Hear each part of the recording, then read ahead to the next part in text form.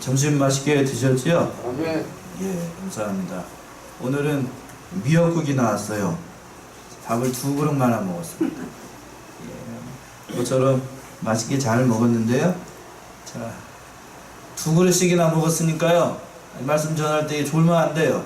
예, 졸지 마시고 딱 졸기 딱 좋아요. 오늘 날씨도 좋고 까만 건 글씨고 하얀 건 종이고 여기가 조사원인 종이가 딱 좋은 시간인데 오늘 말씀이 조금 까다로운 말씀이라 염려가 되는데 어렵게 생각할 말씀이 아니고 쉽게 제가 말씀을 전해보려고 애를 많이 써볼게요. 자, 오늘 말씀의 제목은 십자가로 화목됨. 뭘로 화목된다고요? 예, 십자가로 화목됨. 십자가를 통해서 우리가 화목이 된다는 것인데 오늘 에베소서 1장 11절에서부터 22절의 말씀은 세 개로 이제 공과에다 보니까 나눴더군요. 13절까지는 이방인들은 그리스도 밖에 있었다라고 하는 거예요.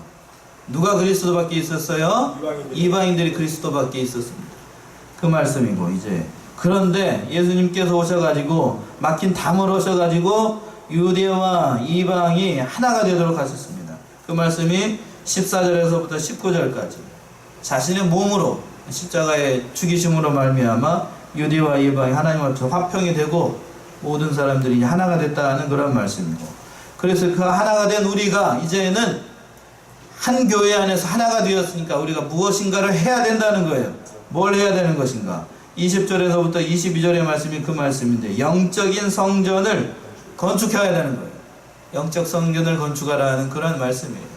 지난주에 살펴봤던 말씀하고 대동소이한 말씀이에요. 그렇게 어려운 말씀이 아니에요. 그래서 이제 우리가 이방인들이잖아요. 유대민족이 아니니까 이방인들인데 전에는 그리스도밖에 있었다는 거예요. 첫 번째 대지가 그 말씀인데 11절 보세요. 11절 뭘로 시작을 하고 있는가를 주목을 하세요. 그러므로 생각하라. 뭐 하라고요? 그러므로 뭐를 해보라고? 생각하라. 뭘 생각하라는 것인가? 우리가 어떻게 구원을 얻었는가? 우리가 어떠한 백성인가를 생각해 보라는 거예요. 그 말씀이 그 앞에 있는 10절의 말씀, 그 말씀이에요. 우리가 그의 만드신 바 알아. 그리스도 안에서 선한 일을 위하여 지으심을 받은 자니 우리가 어떤 일을 하기 위해서 지음을 받았다고요? 선한 일을 하기 위해서 예수 그리스도로 말미암아 우리가 선한 일들 하도록 하기 위해서 지음을 받았으니 그것을 생각해 보라고요. 얼마나 우리가 큰 은혜를 받아서 그 백성이 되었는지 하나님의 백성이 되었는지를 생각해 보라는 거예요. 또 생각해 보라는 건 뭔가? 그 밑에 절에 있는 거예요. 너희는 그때에 육체로 이방인이요 손으로 육체에 행한 할례당이라 칭하는 자들에게 무할례의 당이라 칭함을 받은 자였더라. 우리의 신분이 어떤 사람인가? 너희의 신분이 어떤 사람인가를 생각해 보라고요. 생각해 보라고. 예수 그리스도의 피공로가 없었으면 너희가 어떠한 백성인가를 생각해 보라는 거예요. 육체로는 이방인이었다. 우리의 신분이. 저와 여러분의 신분이 예수를 믿기 전의 신분은 육체로는 이방인이고 혈통적으로 쉽게 말씀드리면 유대인이 아니라는 거예요. 하나님의 은혜가 없고 예수 그리스도의 그 십자가가 없었으면 우리는 영혼이 어디 가운데 있어요? 죄 가운데 있고 오늘 오전의 말씀처럼 먼지 가운데 있고 그런 잃어버린 드라크마처럼 땅바닥에서 잃어버린 존재로 살아갈 수밖에 없는 비참한 존재, 육체로는 이방인이었다는 그러한 죄 가운데 있었던 사람이라는 것을 깨달으라는 겁니다. 또 그 밑에 하반절에서 11절 하반절에서 보게 되면 육체에 행한 할례당이라 칭하는 자들에게 무슨 당이라고 칭함을 받았다고요? 무할례당이라 칭함을 받았다. 무할례당이라고 칭함을 받았다라는 것은 그런 뜻이에요. 너희는 할례도 받지 못한 하나님으로부터 버림받은 백성이다. 이렇게 손가락질 대상이었다라는 거예요. 그런 대상이었다. 우리가 그런 사람이라는 것을 바로 알라는 거예요. 너의 본분이 어떠한 사람인가를 바로 알라는 거예요. 이러한 사람이라는 것을 알고 또 12절에서 보게 되면 우리가 어떠한 사람인가 좀 더 구체적으로 얘기를 하고 있잖아요. 그때의 너희는 누구밖에 있었고? 그리스도밖에 있었다. 구원받지 못할 백성이었다는 거예요. 그리스도 밖에 있었고 얼마나 비참한가를 계속 보세요. 또 그 이제 이스라엘 밖에 사람이었고, 어느 나라 밖에 사람이었고? 이스라엘 밖에 사람이었고, 이스라엘 사람이 아니라 이방인이라는 뜻이고요. 또 약속의 언약들에 대하여는 어떠한 자들이고 외인이었고, 약속이 없었다는 거예요. 너희를 구원할 약속 이런 것이 본래 너희에게 없었다는 거예요. 그런 외인이었고, 또 뭐가 없었냐면, 그렇기 때문에 세상에서 뭐가 없어요? 소망. 소망이 없어요. 우리가 세상을 살아가고는 있지만 이 세상 가운데 아무런 소망이 없는 그런 버림받은 백성이었다는 거예요. 또 뭐라고 되고 있는가? 궁극적으로는 우리가 뭐가 없는 백성인가? 하나님도 없던 자였다. 뭐가 없는 자요? 하나님도 없는 자다. 하나님이 없는 자. 이 말씀이 참 가슴에 저는 묻혀요. 하나님이 없는 자 얼마나 불쌍해요. 다 있는데 하나님이 없어요. 안 불쌍한가요? 예, 불쌍한 거예요. 불쌍한 거. 하나님을 믿지 않는다. 세상 것이 다 없어도 하나님만 있다. 그러면 다 가진 거예요. 우리는 그렇게 생각 안 하죠. 예. 다 없고 다 있고 차라리 뭐가 없었으면 좋겠어요? 예, 솔직한 심정은 제가 여러분 마음을 들여다볼 수는 없으니까 알 수가 없지만, 예, 세상적인 것도 좀 가지고 보고 싶고 그렇잖아요. 솔직한 심정은 그렇잖아요. 그렇지 않아요. 근데 인생 말년쯤 가면 깨닫는 것이 많다고들 얘기를 합니다. 저는 그렇게 그런 나이는 아니라서 알 수는 없지만, 다 잃어버려도 하나님을 믿는 믿음, 이걸 잊어버리면 안 돼요. 그게 남는 거예요. 영원토록 남는 것이 하나님밖에 없어요. 그러니까 하나님으로부터 하나님이 없다라는 것은 다 없다는 거예요. 다 없다. 예. 그리고 또 13절 보시면, 이제는 전에 멀리 있었어요. 우리가 하나님이 없으니까 어떻게 있었다고요? 멀리 있었던 버림받은 백성이었다는 거예요. 비참하지요? 얼마나 비참한가를 보세요. 정말 8가지나 되는 것 같은데, 육체로는 이방인이었고, 또 무할례당이었고, 그리스도 밖에 있었고, 이스라엘 밖의 사람이고, 약속의 언약에서는 외인들이고, 세상에서도 소망이 없고, 결정적으로 하나님이 없고, 그러니까 멀리 떨어져 있는 이 버림받은 백성이었다는 거예요. 그랬던 너희들을 멀리 있던 너희들, 그 13절 하반절에 너희가 그리스도 안에서 그리스도의 피로 어떻게 됐어요? 가까워졌어요. 이게 은혜지요. 이게 은혜. 그렇게 있던 자들 예수 그리스도께서 오셔가지고 십자가를 지심으로 나의 죄를 대속해 주시고 그리스도에 가깝게 하신 거예요. 그리스도의 피로 우리를 구원해 주셔가지고 하나님의 백성으로 삼아 주셨다는 겁니다. 그래서 이제 그렇게 하기 위해서, 이렇게 가까운 백성으로 만들기 위해서 예수님께서 우리에게 오셔가지고 자신의 육체를 주신 거예요. 유대와 이방인 그렇게 해서 결국에는 하나가 되도록 하셨습니다. 놀라운 은혜의 말씀이 14절 말씀이 그 말씀인데, 14절 어느 분이 한번 읽어보세요. 14절이요. 그는 우리의 화평이시니라. 둘로 하나를 만드사 중간에 막힌 담을 하시고. 예, 그는 우리의 뭐라고요? 화평. 우리의 화평이라는 말씀의 의미는 2가지 의미가 있어요. 첫 번째는 이 말씀처럼 원래는 둘이었던 것을 하나로 만든다. 중간에 막힌 담을 허셔가지고 이방인과 유대인 사이에 있었던 그런 것을 헐어버린다는 의미가 있고, 하나님과 나와 막혀있던 담을 헐어버려서 화평이 되겠다 하셨다는 그런 뜻이 있어요. 전에는 유대 나라에 가게 되면 유대의 그 성전이 있어요. 그래서 유대인들만이 성전에 들어갈 수가 있었습니다. 아무나, 우리는 지금 그 자정문에 저기 슈터를 딱 누르면은 아무나 들어오잖아요. 아무나 성전 안으로 들어올 수 있는데, 그때 구약 당시에는 성전에 들어오는 것은 어느 나라 민족에게만 허락된 은혜였어요? 유대인들에게만 허락됐어요. 유대인들에게만. 이방인들은 못 들어와요. 성전에 가면 못 들어오고, 성전 밖에 따로 들을 만들어가지고 담을 만들어가지고 유대인들은 거기서 예배드리라고 그랬어요. 성전에 못 들어와요? 성전에 들어올 수가 없었다고요. 근데 예수님께서 그 막혀있던 그 담을 자신의 몸을 어떻게 해버렸다고요? 헐어버렸어. 헐어버렸으니까 이 성전에 있는 사람이나 이방인들은 이제 같은 성전 안에서 누구를 찬양하게 됐어요? 예수님을, 우리 하나님을 찬양하고 예배를 드릴 수 있게 됐다는 거예요. 또 한 가지 중요한 의미가 있는데, 자신의 육체로 말미암아 지성소가 있고 성소가 있었어요. 그 지성소하고 성소에 있었던 그 휘장을 예수 그리스도의 십자가를 지시면 그게 쫙 깨져 버렸어요. 그 지성소 안에 누구만 들어갈 수 있었냐면, 옛날에는 대제사장이 1년에 양의 피를 가지고 1년에 몇 번만 들어가요? 한 번밖에 못 들어가요. 한 번밖에. 그것도 죄를 짓거나 부정한 일을 하게 되는 경우에는 대제사장도 거기에 들어가다가 어떤 사람들이 많았냐면, 어떤 사람들 많았을까요? 죽어요. 죽어. 그러니까 대제사장이 그 성소 안에 들어갈 때는, 지성소 안에 들어갈 때에는 목욕제기하고 거기도 하지 않고, 부부관계도 하지 않고, 여자도 가까이 하지 않고, 그렇게 정결하게 하고 죄 지은 것 다 씻어내고 그렇게 하고 들어갔어요. 그래도 잘못하게 되면 어떻게 됐어요? 죽어.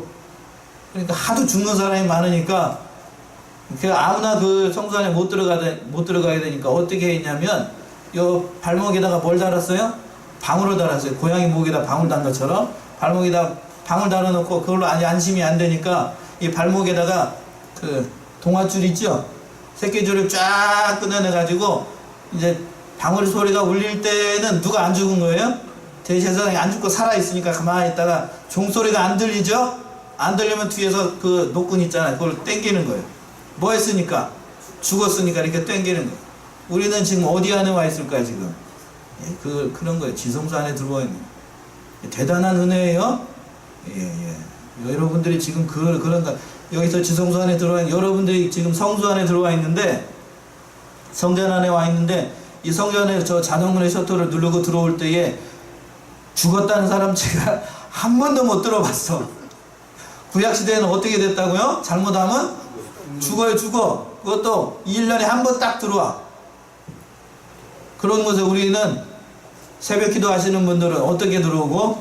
새벽마다 오고.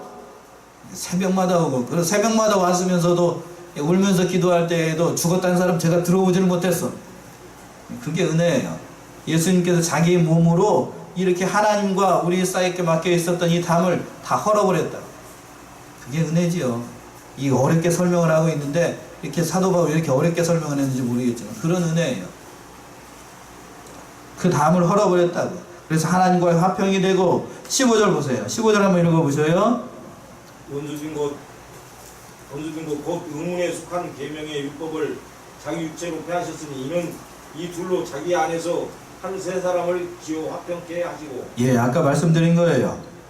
원수됐던 것, 곧 의문에 속한 계명의 율법을 누구의 육체로 폐해버리고? 자기의 육체, 곧 예수님의 그 육체로 폐해버리고, 이 둘로 나눠졌던 것을 예수님 안에서 한 세 사람으로 지어가지고 우리를 거듭난 사람으로 만들어가지고, 쉽게 말하면 중생에 시켜가지고 이 화평하고 하나님과의 그 원수이 되었던 모든 죄를 다 도말하심으로 말미암아 이제는 누구의 백성이 되게 하고 우리를 하나님의 백성이 되게 했다는 거예요. 어렵게 얘기할 필요가 없어요. 율법에 요구하는 모든 것들을 폐했다는 의미는, 폐했다라기보다는 이루셨다는 것이 더 훨씬 더 좋은 것 같아요. 완전하게 다 마치셨기 때문에, 율법이 요구하는 모든 것들을 다 이렇게 완전하게 이루셨기 때문에, 그 율법이 요구하는 것 이루셨기 때문에 이제 그 율법이 있을 필요가 있어요? 없어요? 없는 거예요. 없는 거. 그러니까 이루셨기 때문에, 완성했기 때문에, 그 율법이 이루어졌기 때문에 이제는 더 이상 소용이 없는 거예요. 이 폐해졌다는 의미는, 없어졌다는 의미, 오해의 소지가 있어서 제가 이렇게 말씀을 드리는 거예요. 없어졌다는 의미가 아니고 완전하게 뭐 했다고요? 이루어졌기 때문에 더 이상 이 율법이 있을 필요가 있어요? 없어요? 이제는 없는 거예요. 그러니까 이루어진 율법은 있을 필요가 없잖아요.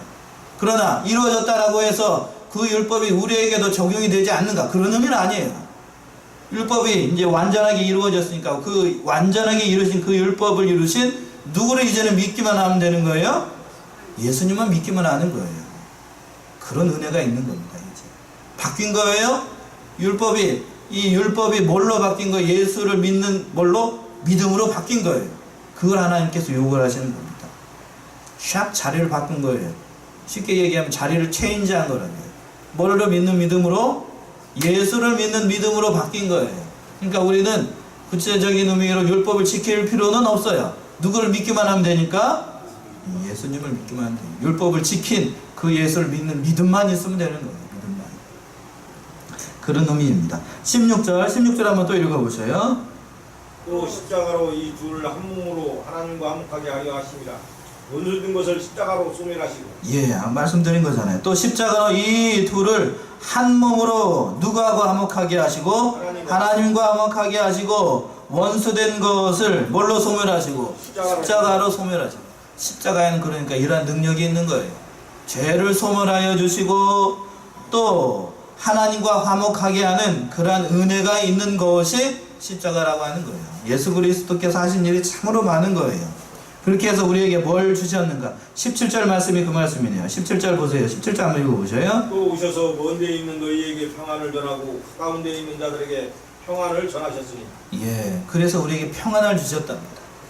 또 오셔서 먼 데 있는 너희에게 평안을 전하고, 먼 데 있는 너희들이라고 하는 것은 우리들을 얘기하는 거예요. 우리가 본질상 어디에 있었다고요? 유대인이 아니었잖아요. 그래서 먼 데 있는 너희들이라고 하는 것은 이방인들이고, 가까운 데 있는 자들이라는 것은 누구를 얘기를 할까요? 유대인들 얘기를 하는 거죠. 유대인들에게 평안을 줬어요. 둘 다 뭘 줬어요? 평안을 줘서 화목하게 했으니까 이제는 더 이상 하나님을 두려워하는 필요가 없다는 거예요. 그러한 은혜를 주셔서 영적으로 믿는 자들에게 이런 평강의 은혜, 평안의 은혜를 주셨다는 겁니다.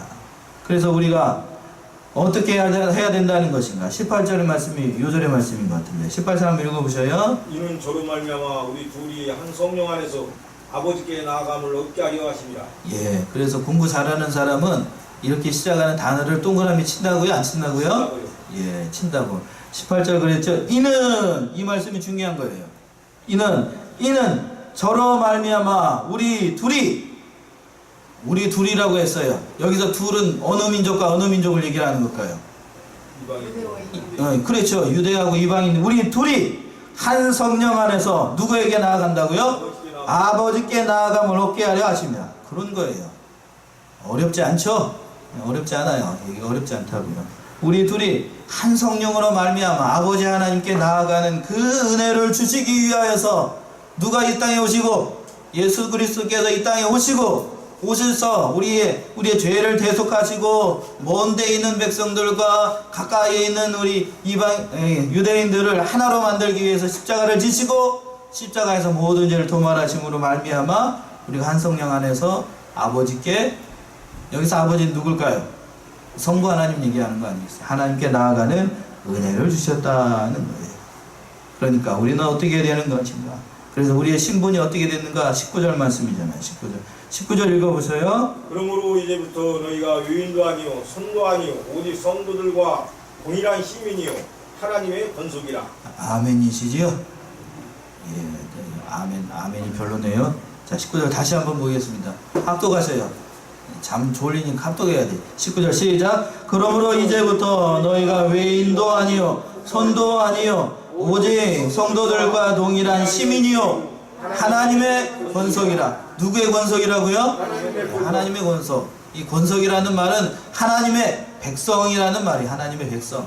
권속이라는 건 하나님의 그 다스림을 받는 가족, 혈통이라는 말씀이에요.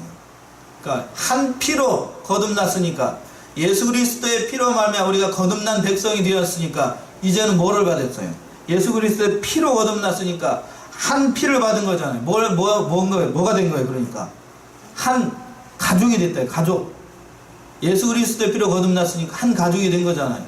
한 부모와 형제의 피를 물려받은 그 가족들을 뭐라 그래요? 형제 자매 가족이라는 거잖아요.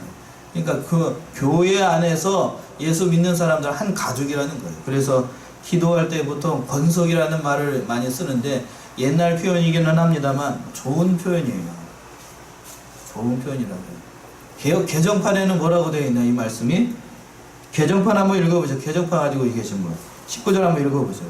그러므로 이제부터 너희는 외인도 아니요 나그네도 아니요 오직 성도들과 동일한 신이요 하나님의 권속이라. 거기도 권속이라고 얘기했나요? 네, 그거 그대로 살린 것 같네요. 좋은 것 같아요. 이런 거는 이런 기독교 문화 자체에서 이미 굳어져 있는 것은 이거 함부로 바꾸는 게 아니에요. 함부로 바꾸는 게 아니라 권속이라는 표현 좋은 표현이에요. 저도 가끔 이 기도할 때 이런 표현을 많이 쓰는데 어렵다고 생각하지 말고 자꾸 쓰셔요. 자꾸 쓰면 좋아요. 가족이나 형제 자매 이런 의미보다는 저는 권속이라는 표현이 훨씬 더 좋습니다. 하나님의 은혜로 구속함을 받은 그런 뜻이거든요.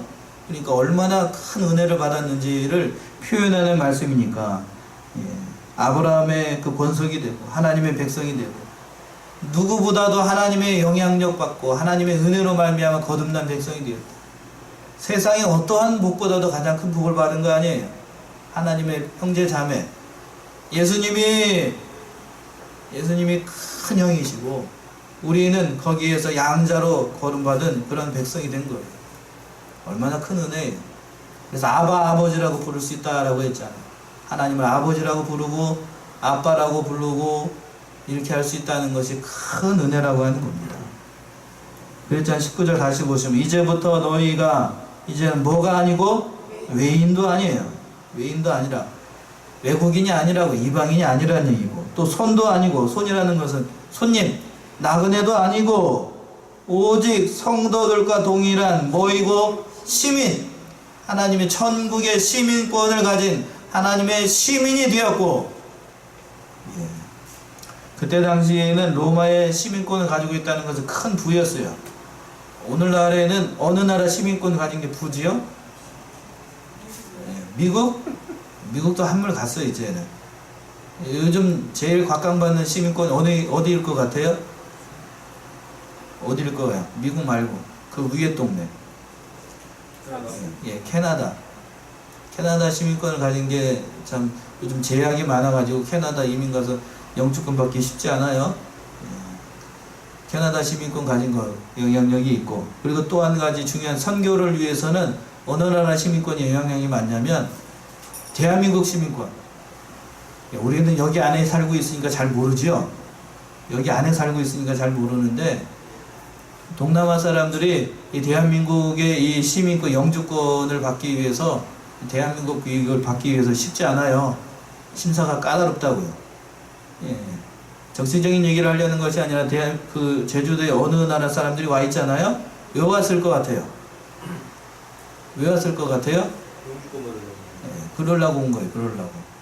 다른 나라보다 살기가 좋아요. 우리는 여기 안에 있으니까 잘 모르죠. 우리나라 같이 치안권이 발달된 나라가 없어요.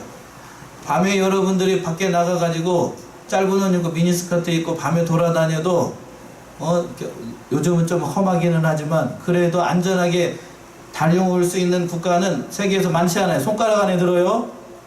미국에서도 뉴욕 한복판에서 이렇게 그렇게 다니면 잘못하면 큰일 나요. 미국도 그렇다고요. 우리나라는 그런가요? 안 그런가요? 우리는 그 정도까지는 아니에요. 치안이 제대로 돼 있는 나라가 우리나라라고요. 갱들이 판을 치기를 해, 권총을 들고 다니는 사람이 있기를 해, 뭐 하기를 해. 그러니까 그런 시민권 어쩌다가 여기까지 왔나? 거기 그만하고 거기 그런 세상적인 시민권보다도 우리가 누구의 시민이 되었다는 것, 천국의 시민이 되었다는 것, 하늘나라의 권속이 되었다고 하는 것이 세상 어떠한 것보다도 귀한 거예요. 그러니까 그렇게 됐으니까 우리가 무엇을 해야 될 것인가를 그 밑에 이제 20절에서부터 22절까지 얘기를 하고 있는 겁니다. 그러니까 그러한 사람이라는 것을 알고 그러한 은혜로 말미암아 이 권속이 되었다는 것을 알고 이제 20절 보시면 뭘로 우리가 권속이 됐는가를 보라는 건데 20절 한번 읽어보셔요. 20절 읽어보세요. 너희는 사도들과 선지자들의 터위에 세우심을 입은 자라 그리스도 예수께서 신이 모퉁이 돌이 되셨느니라. 20절 보시면 너희는 뭐와 뭐 위에 세우심을 입었다? 사도들과 선지자들의 터 위에 세우심을 입은 자다. 사도와 선지자들의 터라는 것은 사도들과 선지자들을 통하여 주신 하나님의 말씀으로 세워졌다는 거예요. 하나님의 말씀으로. 사도들과 선지자라고 하는 것은 한계를 정한 거예요. 한계. 그러니까 구약 성경에서 모든 선지자 말씀, 그리고 신약 성경에서 이 사도들을 통해서 말씀을 기록했다는 말씀이에요. 선지자라고 하는 것은 그런 의미고, 사도들을 포함해서 이 정경인 66권의 성경이 완성되었다는 그런 말씀이에요. 그러니까 사도들과 선지자들 위에 터 위에 선 하나님의 말씀으로 세워졌기 때문에 다른 하나님의 말씀은 있다는 얘기일까요? 없다는 얘기일까요? 원래 있다는 얘기예요? 없다는 얘기예요? 없다는 얘기예요. 없다는 거. 신구약 성경 외에는 다른 하나님의 말씀이 있을 수 있다는 얘기, 없다는 얘기예요? 없다는 얘기예요. 없다는 얘기. 그 말씀이 너희는 사도들과 선지자들 터 위에 세우심을 입었으니까 이 진리의 말씀으로 세운 백성이니까 정경인 하나님의 말씀 외에는 다른 것이 있을 수가 없다는 거예요. 또 그 밑에 하반절에 그리스도 예수께서 친히 뭐가 되어주셨다고요? 모퉁이 돌이 되어주셨다. 여기도 우리 교회에도 모퉁이 돌이 있나요? 머릿돌이라고 얘기를 하죠. 교회를 세울 때, 집을 세울 때 머릿돌 하나 좀 하시지. 몇 년에 세웠다고 거기다가 보통 이름을 쓰는데, 거기까지는 생각을 못 하셨던 것 같아요. 얘기는 나왔었죠. 예. 지을 때 얘기해가지고 그냥 폼으로라도 써놓으셔야 되는데, 그냥 생략하다 해가지고. 아니 그런 의미가 있어서 그러는 네, 거예요. 맞아요. 의미가 있어서 제가 다음에 해가지고 여기다 붙여놓을까? 정리로라도 해서 머릿돌에는 그런 의미가 있어요. 영적인 의미가 중요한 말씀인데, 그리스도께서 친히 모퉁이 돌이 되어주셨다는 것은 그런 거예요. 머릿돌은 그런 의미가 있잖아요. 상징적인 의미이기도 하고, 또 중요한 의미가 모든 집의 그 하중을 뭐가 감내를 하죠? 머릿돌이 감내를 하는 거예요. 그러니까 모든 굳은 일은 뭐가 다 하는 거예요. 지금 예수 그리스도께서 모퉁이 머릿돌이 되셔가지고 모든 것을 다 감당하니까 너희는 이 말씀대로 너희의 신앙 인격과 이 모든 것을 친히 만들어 나가라는 거예요. 21절과 22절의 말씀이 그 말씀이에요. 21절 한번 읽어보세요. 21절. 그의 안에서 건물마다 서로 연결하여 주 안에서 성전이 되어가고, 22절까지요. 너희도 성령 안에서 하나님의 거하실 처소가 되기 위하여 예수 안에서 함께 지어져 가느니라. 예수님께서 우리 교회의 머릿돌, 모퉁이의 머릿돌이 되어주시니까 너희가 하나님의 말씀대로 날마다 그의 안에서 건물마다 서로 연결하여 누구 안에서 성전이 되어가고 주 안에서 성전이 되어가라는 거예요. 영적인 우리의 그 성전을 잘 건축해 나가라는 말씀이에요. 우리의 신앙과 우리의 신앙의 인격과 이 모든 믿음들과 이런 것들이 누구의 형상을 담도록, 예수 그리스도의 온전하신 성상을 닮아 나가도록 우리의 모든 것들을 다 잘 해나가라는 거예요. 잘 만들어 나가라는 거예요. 제일 중요하게 제가 말씀드리고 싶은 것은 인격적인 면이에요. 뭐를 잘 만들어 나가야 된다고요? 우리 신앙, 인격. 신앙 다시 한번. 신앙 인격. 신앙 인격을 잘 만들어 나가야 돼. 우리 교회, 우리 교단 계통에서는 진리나 성경 말씀 너무 많이 배웠어. 이제 머리만 커져갖고 안 되겠어요. 뭐가 커져야 되냐면 신앙 인격이 커져야 돼요. 뭐가 커져야 된다고요? 신앙 인격이 커져야 돼요. 넉넉한 마음이 좀 있어야 돼요.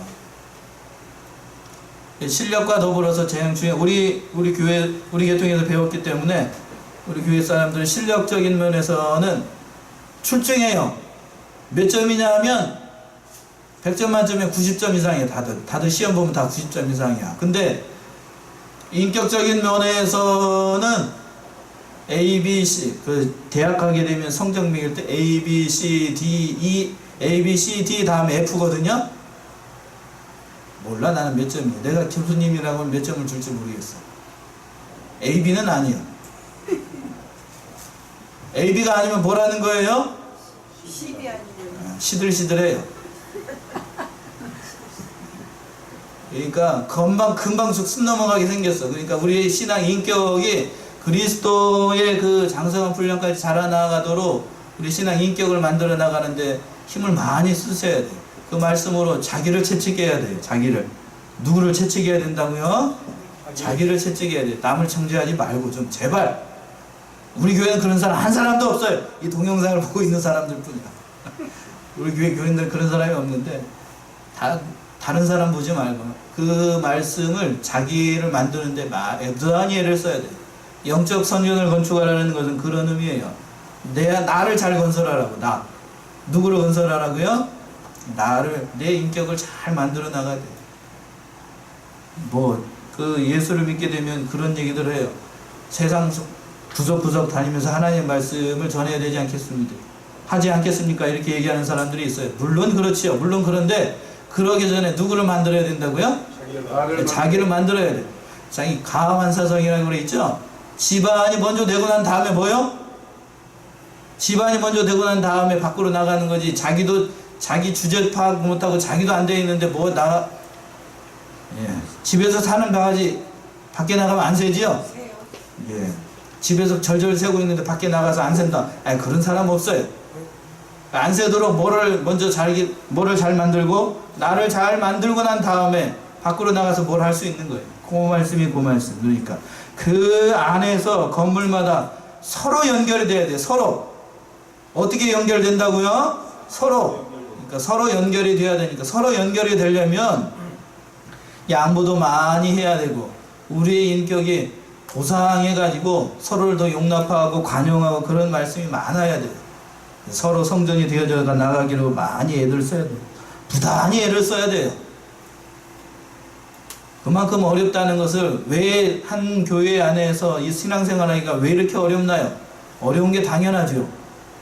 왜요? 직분이 맡은 것이 다 다르기 때문에 서로 연결되라고 그랬잖아요. 교회 안에서 보세요. 교회 안에서도 머릿돌이 있고 대들보가 있고 또 석가래가 있고 지붕이 있고 창문이 있고 같아요? 달라요? 다르죠. 다 다르다고요. 다 달라요. 그런데 머릿돌이 저기 창문 보고 너는 왜 그 모양으로 생겼느냐 그럼 그런 얘기 하면 되겠어 안 되겠어요? 아니 그 모양으로 생겨야 되는 거예요 원래. 무슨 얘기인지 아시겠지요? 그 모양으로 생겨야 그 노도를 하니까 나와 같지 않다라고 해서 정지하고 그러면 안 됩니다. 존중해주고 서로가 서로를 잘 용납해주고 연결하도록 애를 많이 써야 돼요. 그래서 이런 사실도 명심해야 돼요. 22절 보시면 너희도 누구 안에서 성령 안에서 하나님의 거하실 처소가 되기 위하여 누구 안에서 함께 지어져 가느니라? 예수 안에서 함께 지어져 간다는 것을 명심하시고 이 사실을 이용해서 가지고 거듭 말씀을 드리시면 누구를 잘 건설하라? 자기를 잘 건설했어요. 자기의 신앙 인격이 고상해지고 누구를 바라보지 마셔요. 내 탓이로소니 천주교에서 제가 천주교를 좋아하는 것은 아니지만 천주교에서 하는 운동 가운데 하나가 있어요. 모든 것이 누구 탓이로다? 내 탓이로도이다. 그렇게 하셔야 돼요. 그렇게. 근데 저 형제가 저렇게 하는 거는 누구 탓이로다? 내 탓이로소이다 라고 하시고 잣대를 이렇게 바라보지 마시고 항상 자기 자신을 먼저 바라보세요. 내가 이러한 사람이겠거니 하라고 하고 서로를 더 많이 용납하시고 하나님 앞에서 영적 성전을 잘 건축하여 나가서 하나님께 기쁨을 올려드리는 저와 여러분들이 다 되시기 바랍니다. 기도하겠습니다.